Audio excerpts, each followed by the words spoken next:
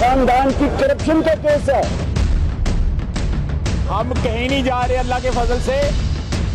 उनके दरबारियों ने कि हम मेंटेनेबिलिटी को चैलेंज नहीं करेंगे, आज कर दिया चैलेंज। इमरान खान साहब, आप खैबर पख्तूनख्वा लौट जाइए।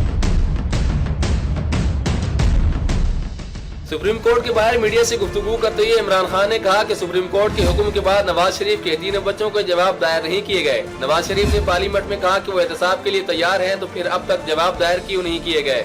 7 महीने से पैनमा की बात हो रही है और आज आके टाइम मजीद मांगा जा रहा है, और आज जो रिप्लाई देना था 3 बच्चों का, वो आज इन्होंने रिप्लाई नहीं दिया।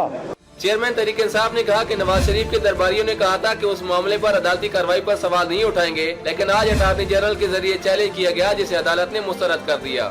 इनके दरबारियों ने कि हम मेंटेनेबिलिटी को चैलेंज नहीं करेंगे, आज कर दिया चैलेंज। अटॉर्नी जनरल के जरिए आज मेंटेनेबिलिटी को चैलेंज किया। क्यों किया? आपने तो कहा था हम मेंटेनेबिलिटी को चैलेंज नहीं करेंगे। नवाज शरीफ तैयार है अपने आप को एहतसाब के लिए पेश करने के लिए। क्यों भागा है? क्यों भाग रहे हो? इमरान खान ने कहा कि पनामा लीक्स का मामला एक खानदान की करप्शन का केस है। अटॉर्नी जनरल पाकिस्तान के मुलाजिम है, किसी खानदान के नहीं। उन्हें करप्ट खानदान का केस लड़ने की इजाजत किसने दी? ये खानदान की करप्शन का केस है, आप कैसे लड़ सकते हैं उनके लिए? अटॉर्नी जनरल टैक्स पेयर के पैसे पे काम करता है, हमारे पैसे के ऊपर।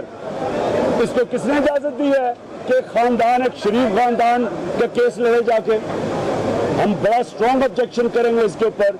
कप्तान का कहना था कि नवाज शरीफ के पास हुकूमत करने का जवाब नहीं है। नैब और FIA ने जेली दस्तावेजात जमा करवाई हैं। केस चलेगा तो मालूम होगा कि हम इंतशार फैला रहे थे या नहीं। हमने नहीं, हुकूमत ने कौम को परेशान किया है।